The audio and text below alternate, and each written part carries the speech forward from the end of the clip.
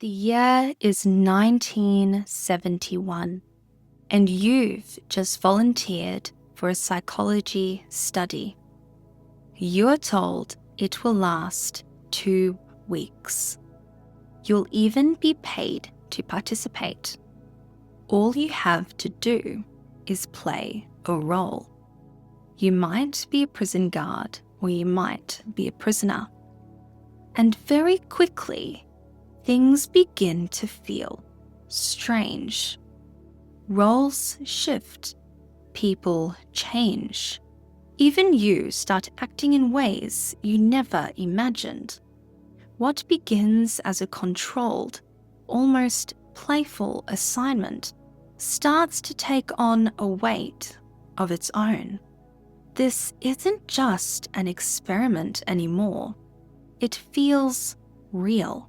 You've found yourself in a story of how ordinary people who through circumstance and environment became part of one of the most controversial studies in psychological history. It happened delicately in the basement of a quiet university building where the ordinary hum of academic life gave way to something extraordinary. Welcome to the sleepy Psych, where studies, stories, and phenomena from the world of psychology are told slowly, softly, and calmly to soothe the mind, stir the imagination, and guide you gently toward a restful sleep. Here we explore real psychological experiments, intriguing theories, strange studies, and curious case files. Each story is carefully unpacked in a quiet, deliberate, and thoughtful way, with no rush, no intensity, and no pressure to stay awake. Whether you're here to learn, to wind down, or simply to let go of the day, you are in the right place. This is a space where curiosity can drift and stretch, where ideas float slowly like clouds across a wide open sky, and where the mind can explore without hurry. We begin our journey into a story that has shaped how we understand authority, power, and human behaviour. A story that gently yet persistently asks us to examine the fragile line between good intentions and the influence of circumstance. It's a story that began with a simple question. What happens when ordinary people are given power over others? How quickly do rules, roles, and social expectations begin to shape behaviour?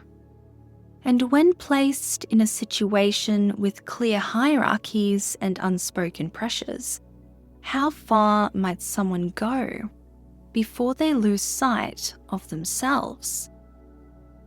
Before we continue, what brings you here tonight? Curiosity, calm, or just a good night's sleep? I'm always curious, so please let me know in the comments down below. So, for the remaining time we have together, close your eyes or soften your gaze. Let your thoughts drift and settle. Imagine the quiet hum of a university basement, the faint echo of footsteps, the soft shuffle of papers, the distant murmur of conversation, and the smell of newly cleaned furniture.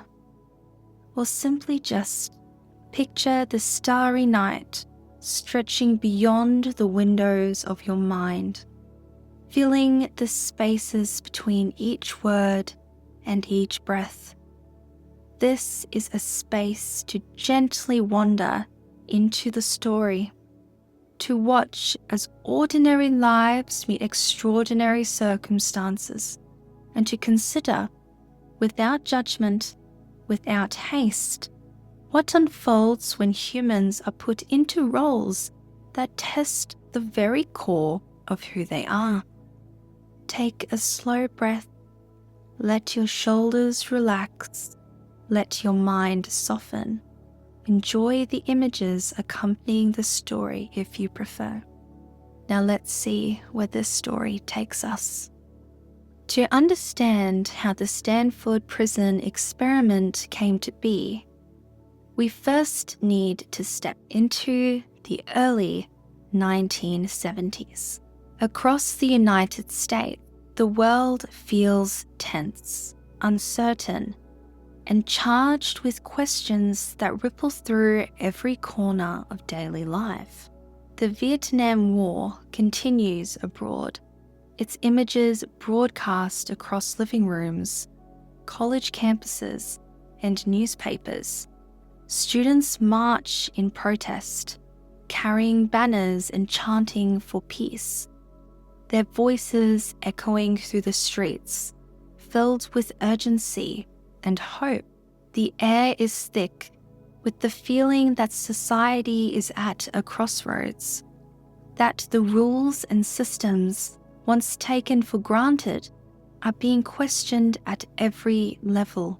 The civil rights movement, still resonating from victories and setbacks alike, reminds the country that change is possible, yet fragile, and that the balance of justice is never guaranteed.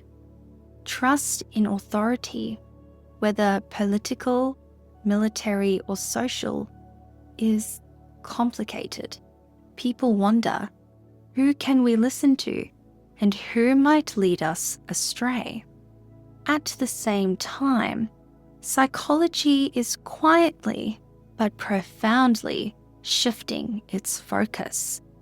Researchers are no longer content to merely observe the mind's workings, the pathways of memory, or the contours of intelligence. Now, they are asking deeper, more unsettling questions. What makes people obey? What causes cruelty? What shapes our sense of right and wrong?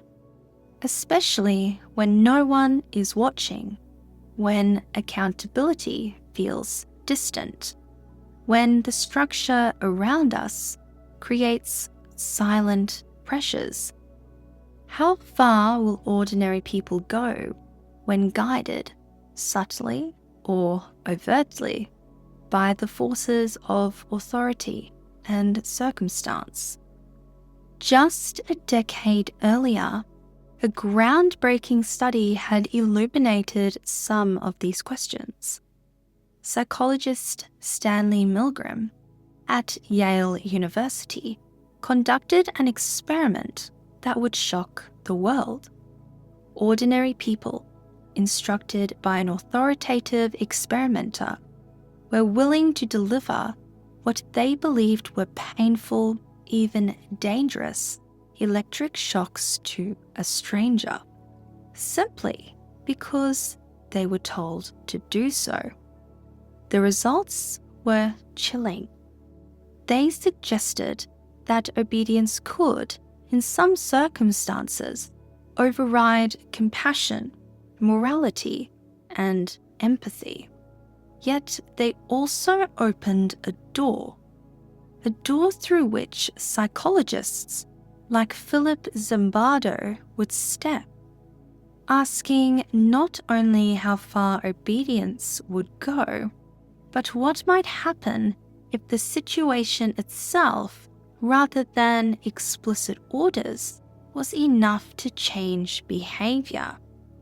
Zimbardo, being a psychologist at Stanford University since 1968, wondered, what if cruelty, humiliation, and submission emerged not because someone told a person to act, but because the person was placed in a system designed to exert power and control.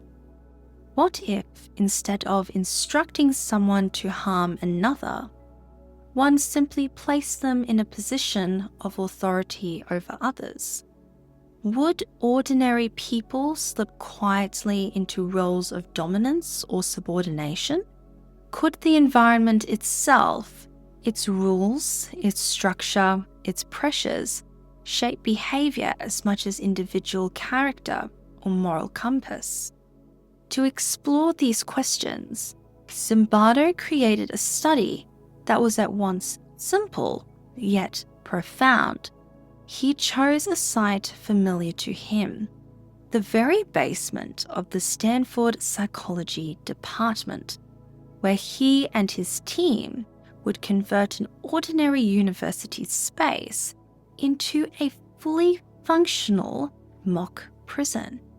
It would be a controlled environment designed to test human behavior in extreme yet everyday circumstances. The study would involve students taking on the role of prisoners or prison guards, ensuring that personality, background, or previous experience would not dictate behavior. Everything else, every interaction, every moment would be recorded. Hidden cameras captured movements, microphones picked up whispered conversations, and an intercom system allowed the researchers to monitor the flow of communication across cells and corridors. The basement itself was stripped of windows and clocks, so prisoners would lose their natural sense of time, making each day feel both infinite and compressed. The study was intended to last 2 weeks, a generous span for observing the gradual effects of roles, authority, and environment. But what had begun as a controlled experiment, methodical and planned, would evolve in ways no one expected. Within hours, the lines between roleplay and reality had begun to blur. Within days, ordinary students would find themselves acting in ways that seemed to come from somewhere beyond conscious choice, swept along by the very situation they had volunteered to participate in. The questions Zimbardo sought to explore were as timeless as they were urgent. What happens when structure, uniform, and social expectation collide with human nature? How quickly does authority shape thought and behavior? And perhaps more quietly and hauntingly, how easily do ordinary people surrender to systems designed to define who they are and what they can do? In 1971, these questions would not remain theoretical. They would unfold minute by minute, hour by hour, shaping the lives of the participants and the course of psychological research for decades to come.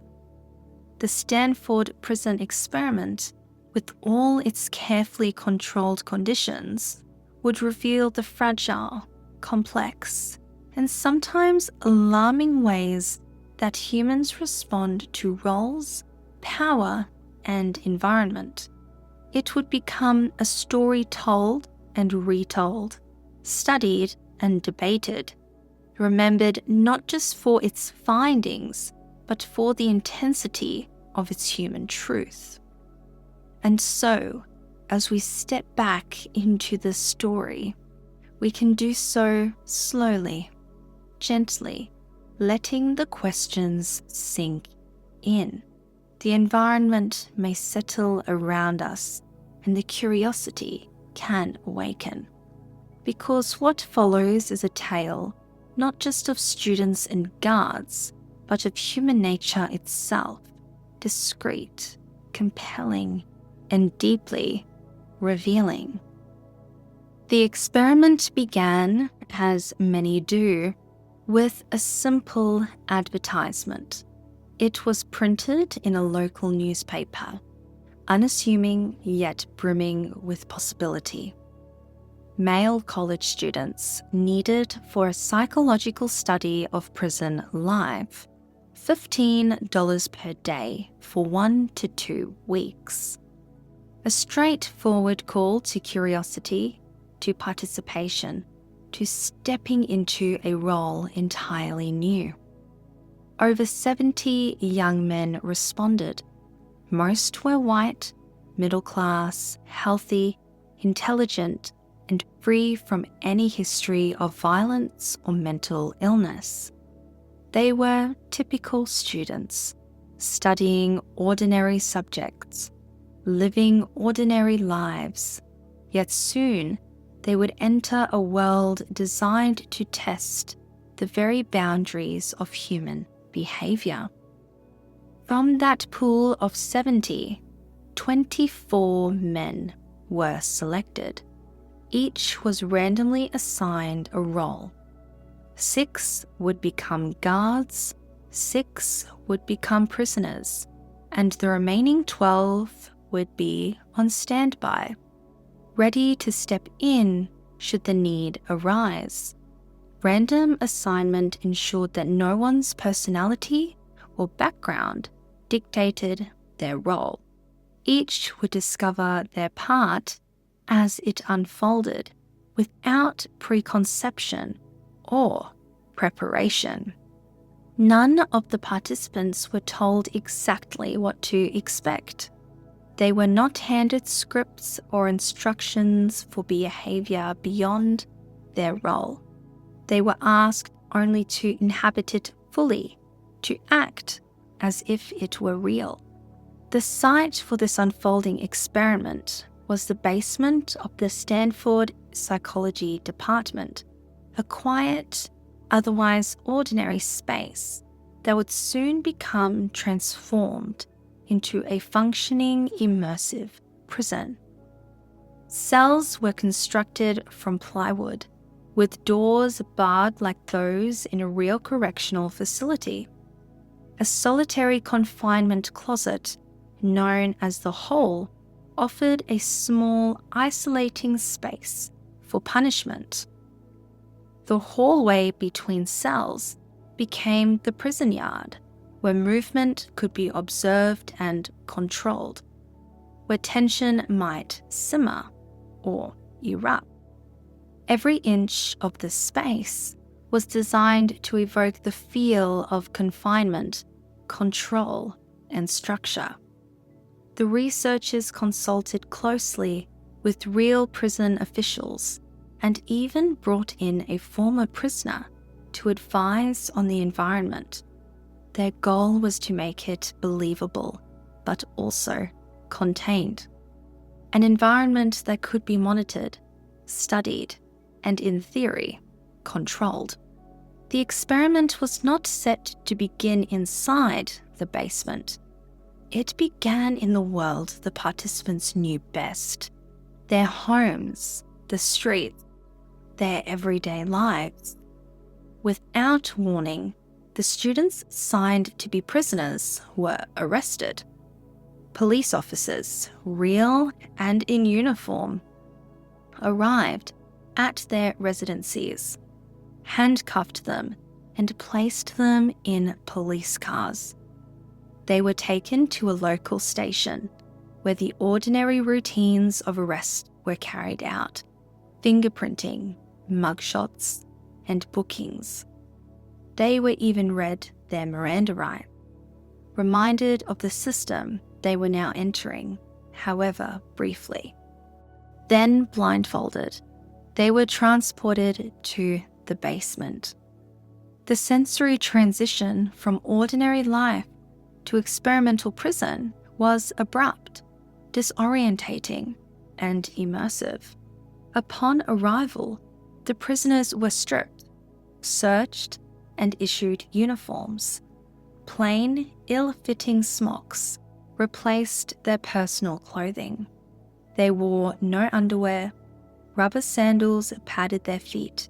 A number was sewn onto their clothing. A number, not a name. Their identities, carefully constructed over years of life, were quickly erased. Stocking caps were provided to simulate shaved heads. One ankle was shackled with a chain, this being a constant, subtle reminder that freedom was gone.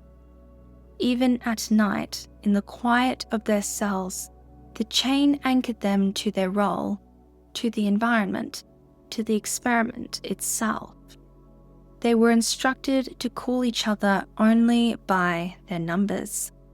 Names, individuality, personal histories were set aside, suspended, or perhaps forgotten.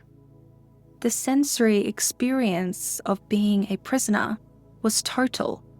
The weight of the uniform, the smell of the basement, the echo of footsteps in the hallway, the dim lighting casting shadows along walls and cells. Meanwhile, the guards were prepared for their own immersion. They were issued khaki uniforms, mirrored glasses to prevent eye contact, to create psychological distance between themselves and the prisoners, to shift the dynamic from peer to authority. The guards were instructed to maintain order, to enforce the rules, but not to use physical violence. Their authority was real, but bounded, an experiment in control without an injury. The psychological weight of the uniform, the role, and responsibility began immediately. Even before the first orders were given, the guards began to internalize their new identity. The invisible shift from ordinary student to overseer of others' lives. The researchers themselves, including Zimbardo, took active roles in the experiment. Zimbardo assumed the role of prison superintendent, creating an immersive oversight that blurred the line between observer and participant. Camera, microphones, and intercom system allowed the research team to watch, listen, and communicate across the simulated prison. Yet, in this immersion, safeguards were both present and absent. While the team could monitor events, there were no absolute protections against emotional or psychological harm. The participants' consent was ongoing, yet the totality of the environment, blindfolds, shackles, anonymity, uniforms, and social pressure, created its own silent authority. The researchers' presence, intended to observe and guide, quietly merged with the system they were studying, a subtle and almost invisible participant in the unfolding events. And then the doors closed. A sound, small yet resonant, signaled the transition from experiment to environment, from plan to lived experience. What had begun as a controlled setup, a mocked prison in the basement of a university department, was now, in a very real sense, a functioning prison. Within hours, the atmosphere began to settle into its own rhythm. Footsteps echoed in hallways, orders were issued and obeyed, and the weight of uniforms, numbers, and confinement pressed on each participant. The basement was no longer simply a space, it was a system, and the students, guards, and prisoners alike were now caught within it. The immersive sensory environment, uniforms, assigned roles, sounds, smells, and even the empty walls of the basement combined to create a situation that was once believable and strange. Ordinary men, carefully selected, thrust into a meticulously prepared setting, began to explore the limits of their identities. They were observers, participants, and objects within a system that was designed to test, measure, and reveal. Every detail, the clatter of sandals on plywood floors, the snap of a baton, the faint hum of hidden cameras, the cold metal of a shackle added to the quiet tension, the slow building sense that the environment itself was shaping behaviors in ways subtle and profound.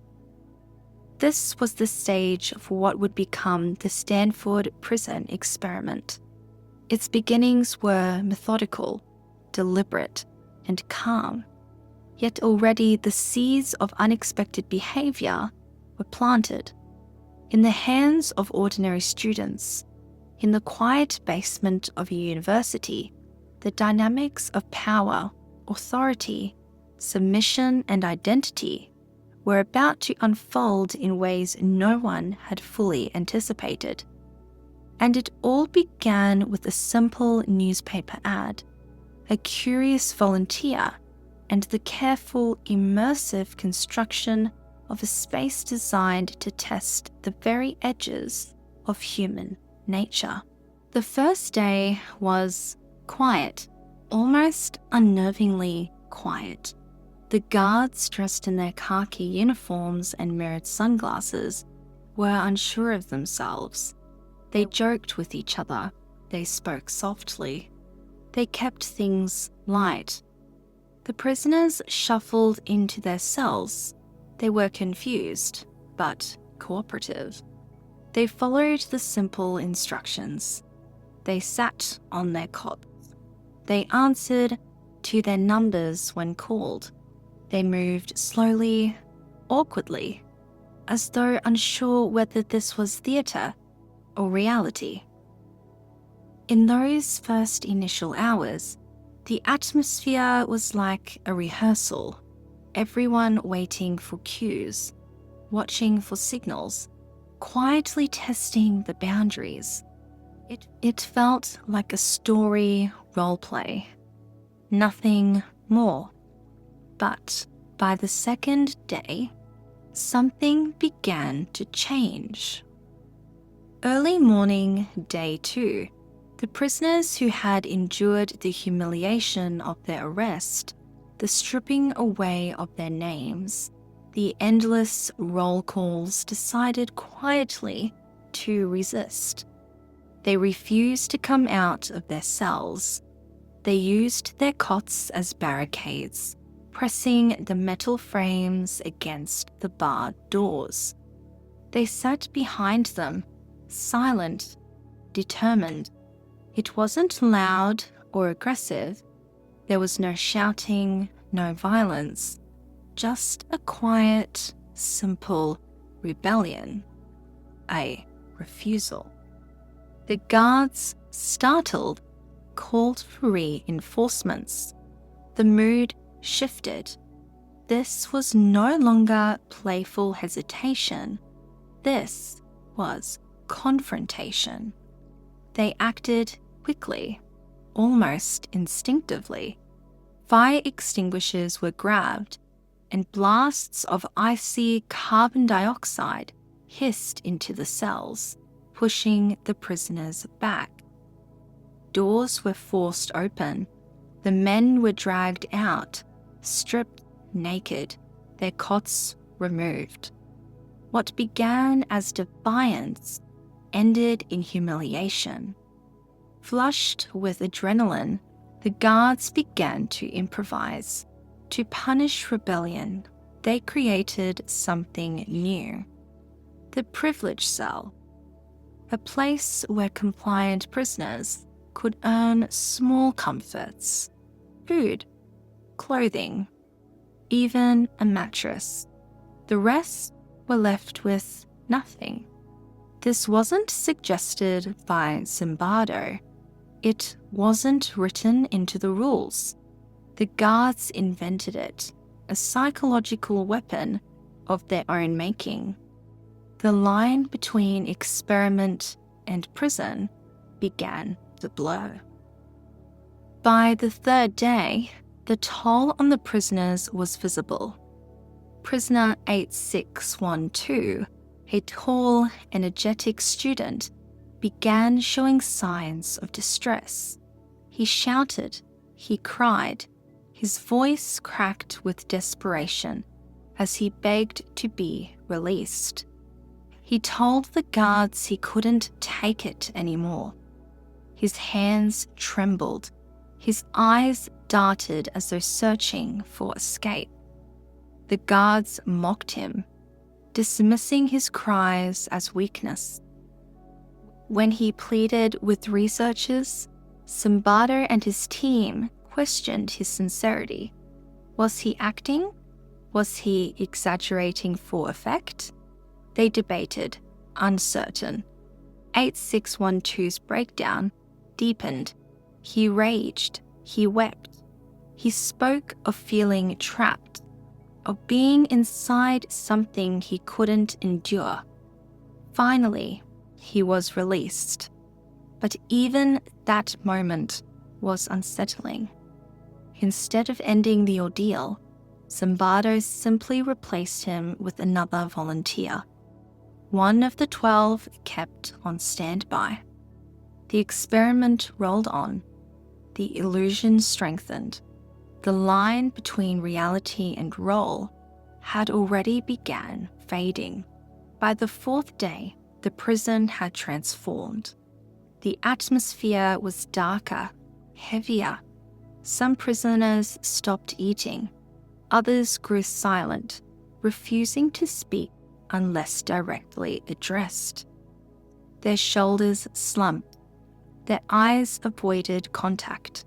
The guards working in shifts became more inventive in their punishments.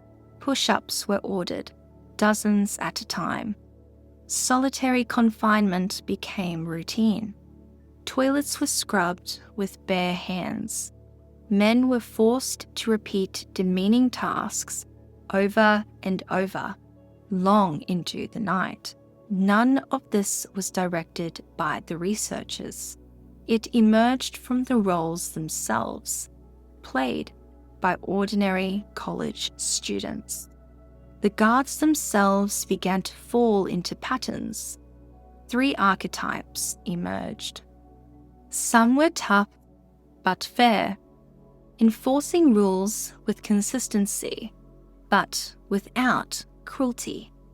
Others were lenient, good guys, offering kindness where they could, looking the other way when punishments became harsh. And then there was the third group, the ones who became hostile, arbitrary, and inventive in their humiliations. For the prisoners, coping strategies began to diverge. Some collapsed emotionally, sobbing quietly in their cells. Others developed psychosomatic rashes, their skin reacting to stress. Still, others clung to compliance. One was nicknamed Sarge by his peers for his almost militant obedience, responding instantly, following every order without hesitation. When prisoner 416 arrived as a replacement, he entered a system already broken down. The atmosphere overwhelmed him. He responded by launching a hunger strike, refusing food in protest. The guards, angered, placed him in solitary confinement. The rule was 1 hour. They kept him there for 3. When the other prisoners were offered a choice, solidarity with 416 or comfort for themselves. They chose comfort. They were offered their own blankets in exchange for allowing him to suffer alone. They accepted. Solidarity fractured. Trust dissolved. The prisoners disintegrated as individuals and as a group. The guards had total control. By the 5th day, the experiment had taken a new life. Visitors entered the basement. Parents came to check on their children. A prison chaplain arrived, curious to meet the inmate. And even they were drawn into the illusion. They addressed prisoners by their numbers, not their names. They spoke of their crimes as though they were real. Parents worried aloud about parole. The chaplain asked prisoners what they would do after their release, as if they were serving real sentences. The simulation had become a system, breathing and functioning. But it was a system breaking people down. Prisoner 819, feeling sick, refused to see the chaplain. He curled in his cell, overwhelmed. When guards and researchers persuaded him to confront the situation, his sobs filled the corridor. He wept, saying over and over, "I can't take it." At the same time, rumors spread of a planned mass escape. Zimbardo, immersed in his superintendent role, responded with paranoia. He made preparations. He worried about losing control. He forgot, if only briefly, that this was an experiment. The prison has not just consumed the participants, but the researchers too. Then someone said, "Stop." On the 6th day, Christina Maslach, a graduate student and Zimbardo's then girlfriend, came to observe. What she saw shocked her. Prisoners walking slowly, their movements hollow and mechanical, like sleepwalkers. Guards shouting, posturing, pushing boundaries, and Zimbardo himself, no longer an impartial scientist, but immersed in his role as superintendent. She confronted him, not with anger, but with clarity. "What you're doing here is wrong." Her words cut through the haze of roles, uniforms, and power. For the first time, Zimbardo stepped back.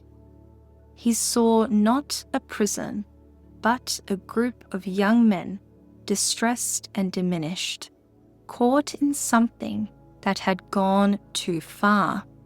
The spell was broken. The next morning, the experiment ended. Just 6 days in, on August 20, 1971. What had been planned as a 2-week study was brought to a close. For many participants, it felt much longer.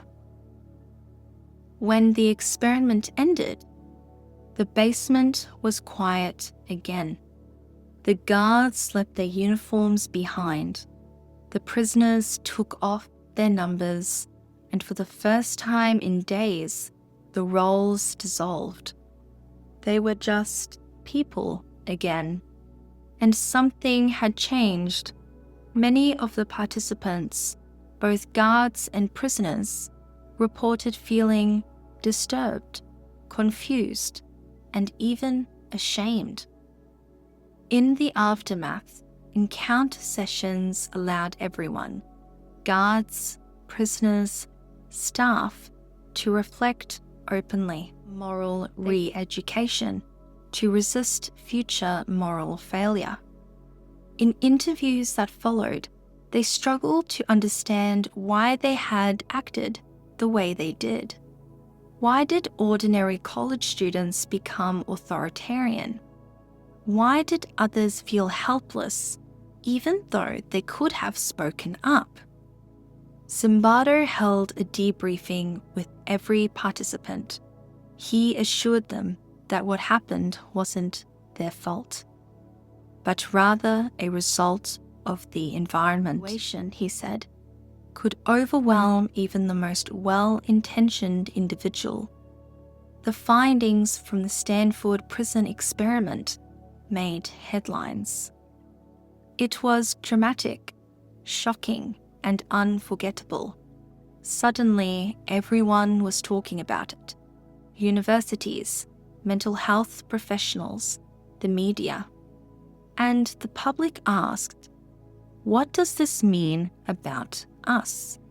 If normal people can become cruel in just a few days in a fake prison, what happens in real prisons, the military, in everyday situations where one person holds power over another? The experiment had allowed real emotional harm. And even though no one was physically hurt, the emotional scars were very real. Institutional review boards were strengthened. Guidelines around informed consent were tightened, and the psychological community began to reflect. Should we push people to their limits in the name of science?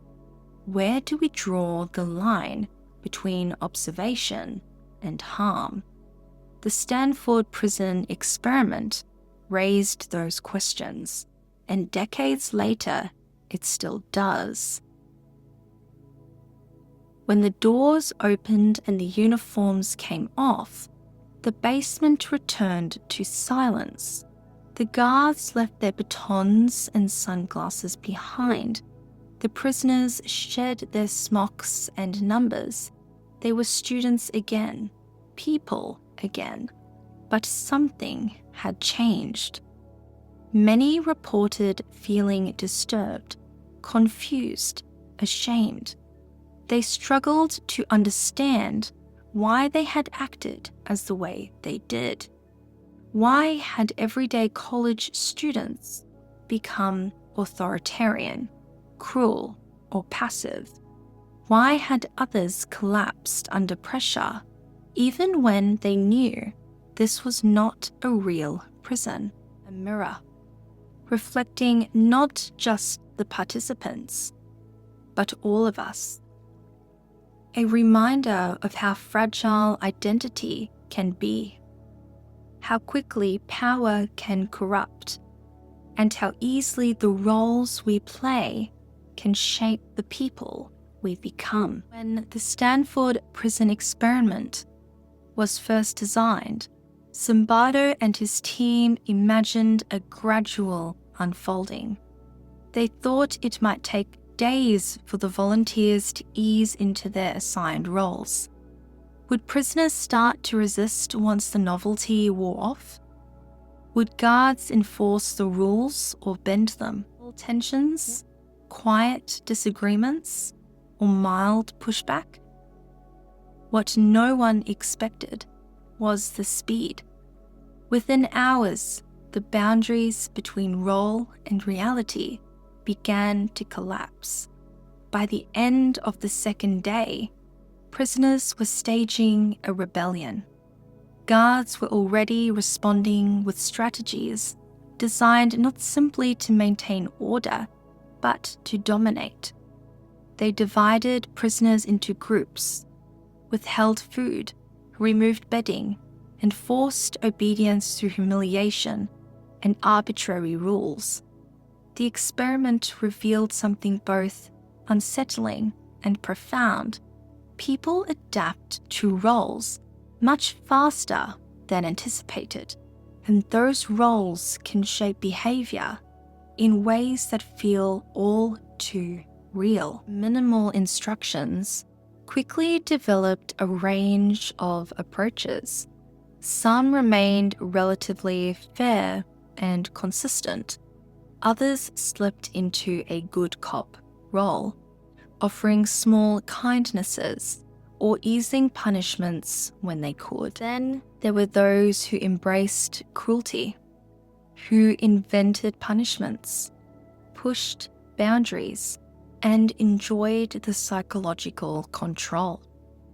One guard, nicknamed John Wayne, became infamous for his exaggerated southern drawl and harsh authoritarian style. Later, he admitted that he thought of it as a performance, an act, yet the impact on the prisoners was anything but theatrical. His punishments felt real, his authority felt absolute. The pattern was clear. Even when guards knew it was an experiment, power shaped their behaviour. Some resisted the pull, others surrendered to it. A few leaned into it, discovering a part of themselves they had not met before. Was just as their coping strategies split in different directions. Some resisted, sometimes quietly, sometimes with defiance, complied, adopting obedience so rigid they earned nicknames like Sarge. Still, others withdrew into silence, their energy collapsing into passivity and despair. Over time, solidarity fractured. The rebellion of day 2 gave way to division. Some prisoners aligning with guards to gain privileges, others suffering in isolation. Identity broke down. Men began to refer to themselves not by name, but by number. It was a slow, unsettling unraveling of the self. The experiment showed that cruelty did not require prior malice. None of the guards were selected for violent tendencies. None of the prisoners were predisposed to submission. They were healthy, intelligent, college students. Yet the situation itself, uniforms, rules, surveillance, the stripping away of individuality, was enough to transform them. This insight echoed what Milgram had demonstrated a decade earlier. Ordinary people are capable of extraordinary obedience. But the Stanford study went further. It revealed that systems and roles can create cruelty without direct orders. A guard didn't need to be told to humiliate a prisoner. Once the environment allowed it and reinforced it, the behavior emerged naturally. In other words, the prison was the teacher. The role was the script, and human behavior followed suit. In the years that followed, many participants reflected uneasily on what had occurred. Some former guards expressed shock at how easily they slipped into cruelty. A few said they were just acting, exaggerating a role. But others admitted they lost track of what was performance and what was reality. One guard said quietly, "I began to enjoy the power too much." Another confessed that he invented harsher punishments because he was bored and wanted to spice things up. Anxiety. Others remembered moments of deep humiliation when they felt truly powerlessness despite knowing it was a study. Years later, some admitted that when they recounted the experience, they cried. One story stood out. Prisoner 819, who broke down sobbing during the study, insisting he could not go on. Zimbardo had persuaded him to stay, telling him he would be letting the others down if he left. At that moment, Zimbardo was no longer a researcher. He was a superintendent persuading an inmate. Later, he admitted that this moment revealed just how blurred the boundaries had become for the prisoners and for himself. As for Zimbardo, he defended the study for decades. He argued that it revealed something essential about human nature, that good people can do bad things when placed in toxic systems. He pointed to real-world parallels: prisons, militaries, schools, workplaces, places where roles, uniforms, and rules create hierarchies, and where abusers can flourish when unchecked. The experiment was a lesson in institutional abuse, blind obedience, and the fragility of morality under pressure. He used it to teach about the dangers of unchecked authority and the importance of ethical leadership. Over time, his stance softened. In later years, Zimbardo acknowledged the study's flaws. He admitted that he had become too involved, too immersed in his role. He acknowledged that he should have ended it sooner. He recognized that the study left scars on guards, on prisoners, on himself, and out of that reckoning came something new. Zimbardo shifted his focus towards studying heroism, compassion, and resilience. He created programs to encourage people to resist negative roles, to step outside of harmful systems, and to choose better paths. Because if environments can bring out the worst in us, they can also, with care and awareness, bring out the best. Stanford Prison Experiment lingers. Decades later, when shocking photos emerged from a prison during the Iraq War, images of US soldiers humiliating and abusing detainees, Zimbardo himself was called to testify. He argued that the same psychology was at work. Not a few bad apples, but a bad barrel. An environment that corrupted ordinary people. In this way, the lessons of the basement at Stanford reached beyond academia. This way, the lessons of the basement at Stanford reached far beyond academia, into military courts, prison reform, and global debates about power and accountability. It reminds us that the line between kindness and cruelty is fragile, that the systems we build matter, and that our choices, quiet, everyday choices, still carry weight. What the Stanford Prison Experiment ultimately revealed was not a fixed truth about human cruelty, nor a simple story of villains and victims. It was something more complex. It showed that situations matter, that context shaped behaviour, that even ordinary people with no history of violence or submission can slip into roles that transform them. It revealed the fragility of identity, the ease of which solidarity fractures, and the speed of which power can corrupt. A gentle reminder: awareness and reflection are our safeguards.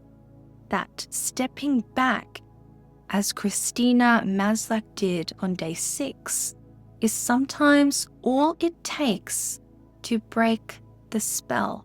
The Stanford Prison Experiment may have lasted only 6 days, but its lessons about power, identity, and the human condition continued to ripple outward half a century later. Years continue to pass. The Stanford Prison Experiment has not faded into the archives of psychology. Instead, it is now famous, appearing in textbooks. It was and still is quoted in documentaries, referenced in courtrooms, classrooms, and even Hollywood films. The image of students transformed into guards and prisoners, and the story of a 2-week study collapsing in 6 days, captured imaginations everywhere. It seemed to confirm something many feared about human behaviour. Ordinary people, placed in the wrong environment, could become cruel. But with that fame comes scrutiny, and slowly the experiment shifted from a celebrated lesson to a source of controversy. As Zimbardo presented the study as evidence of how quickly roles could corrupt. Guards, he said, had invented cruelty spontaneously. Prisoners had broken down naturally as a direct response to powerlessness. But critics began to dig deeper. Asked, was it really spontaneous? Audio tapes, transcripts, and participant interviews suggested otherwise. It emerged that the guards were not left entirely to their own devices. At least some were encouraged, coached even. One key feature was David Jaff, a young assistant who played the role of warden. He allegedly told guards, even before the first prisoners arrived, to adopt a stricter tone. Later, some guards said they felt they were performing, acting out what they believed Zimbardo wanted. And Zimbardo himself admitted, years later, that he had instructed guards to foster a sense of boredom, frustration, and powerlessness among the prisoners. Predicted his earlier instance that the cruelty was wholly organic. So, was it the environment that shaped behavior, or subtle nudges from above? This question sparked skepticism. If participants were steered, even indirectly, then the findings looked less like a mirror of human nature and more like evidence of suggestibility or compliance with authority. In other words, the very thing Zimbardo set out to study, obedience, might have been reinforced by his own role. The line between experiment and reality had blurred so completely that even Zimbardo, playing superintendent, found himself thinking like a warden. Later, he admitted that he worried losing participants would ruin the data. A telling phrase. It showed how far the study had drifted from the ethical safeguards of research into something else entirely. In psychology, requires strict protections, the right to withdraw at any time, clear informed consent, independent oversight, and safeguards against harm. By those standards, the Stanford Prison Experiment would never pass an ethics board today. At the time, though, such standards were still developing. The study became one of several infamous cases, including Milgram's obedience experiment, reshaped ethical guidelines across psychology and medical research. The Stanford Prison Experiment revealed a deep truth about human nature.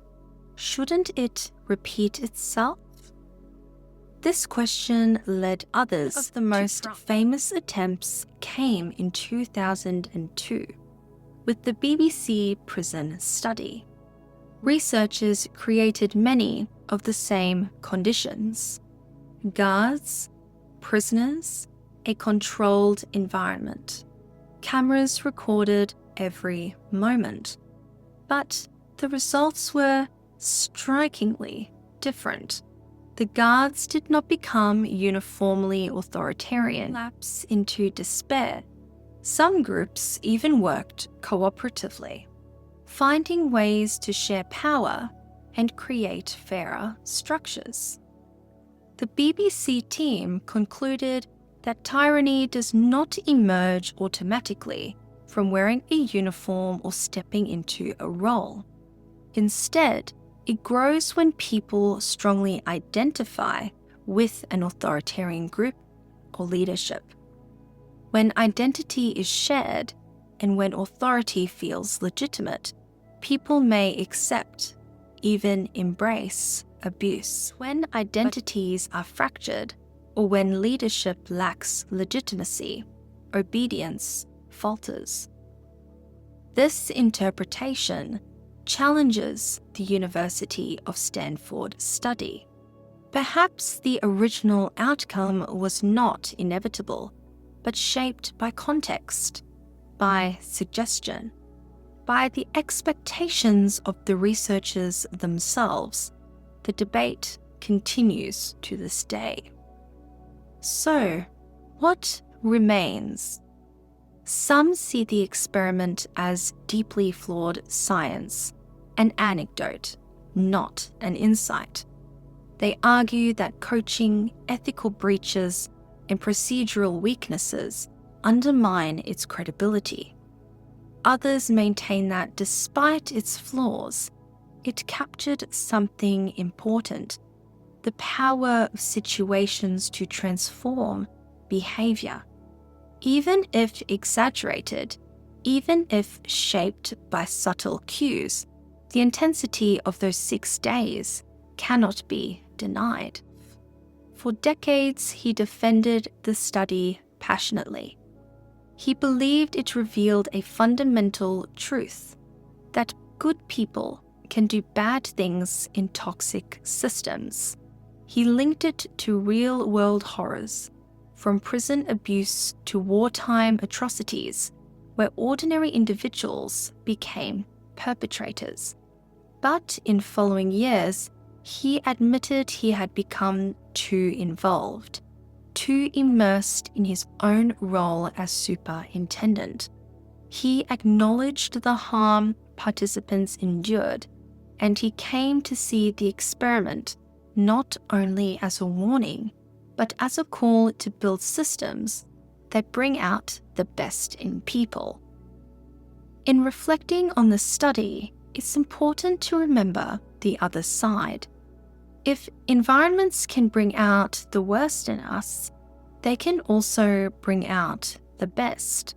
Structures that emphasize fairness, compassion, and accountability can nurture cooperation and kindness. Roles that empower rather than oppress can inspire, encourage, and resilience. Oppress can inspire both courage and resilience. The Stanford Prison Experiment showed us how easily the spell of authority, power, and control can take hold. But it also reminds us that the spell can be broken. All it takes is one voice, willingly to say, stop. Today, more than 50 years later, the Stanford Prison Experiment remains one of the most famous and infamous studies in psychology. Its reputation is complicated, part cautionary tale, part cultural touchstone, part scientific controversy. Some see it as proof of human weakness, others as flawed but useful allegory, others as a lesson in ethics more than behavior. Perhaps the truth lies somewhere in between. Human behaviour is shaped not just by who we are, but by where we are and what roles we are asked to play. Systems matter, context matters, and our shared responsibility is to notice when those systems begin to bend us in directions we did not choose, to pause, to reflect, to step outside the role and return to ourselves. This experiment may have ended in 6 days, but its story continues to echo, reminding us that power is fragile, identity is malleable, thoughtful and positive choices are always possible. We return to the quiet, to the stillness that sits beneath the surface of all the noise, all the roles, all the uniforms and expectations. The Stanford Prison Experiment lasted only 6 days, and yet it has lingered for decades. It stirred conversations about who we are and how easily we can become someone else. A prisoner, a guard, a researcher, or perhaps a silent bystander watching it all unfold. It's dim on that basement hallway in Stanford. Perhaps we can step away from the controversy and instead rest in curiosity. What would you have done? Would you have resisted the pressure or gone along with it? Would you have spoken up or stayed quiet? Would you have kept hold of yourself or slowly slipped into the role handed to you? These questions do not have certain answers, and maybe that's the most human part of all, that we are not fixed, not unshakable. We bend, we shift, we adapt, sometimes for good, sometimes for harm. But what matters, perhaps, is our awareness, the gentle noticing of the forces around us, and the quiet courage to choose differently when the moment calls for it. Because in the end, nothing lasts forever. The guards went home, the prisoners took off their numbers, the clipboards went away, and the world kept turning. Tonight, you don't have to figure it all out. You don't have to make sense of every theory, settle every debate, or solve every question of human nature. If you made it to the end tonight, I'd love to know, which role do you think you'd have fallen into more easily? The observer, the guard, or the prisoner? And why? Please let me know in the comments below. I'm very interested to hear your thoughts. And if you are in the mood for a deeper question, what similarities or alliances do you see between the Stanford Prison Experiment, authoritarian behaviour, and the current world and political climate we have today? You rest tonight. Let your thoughts soften. Let them settle like dust in a silent basement corridor. Let your shoulders drop. Feel the surface beneath you. Let the thoughts float by like clouds drifting over a quiet campus lawn. You've done enough for today. The doors to the prison are unlocked. The keys have been turned. You are safe now. You can rest. Sleep well, stay curious, stay calm, and stay compassionate. Good night, with peace and clarity. The sleepy Psych.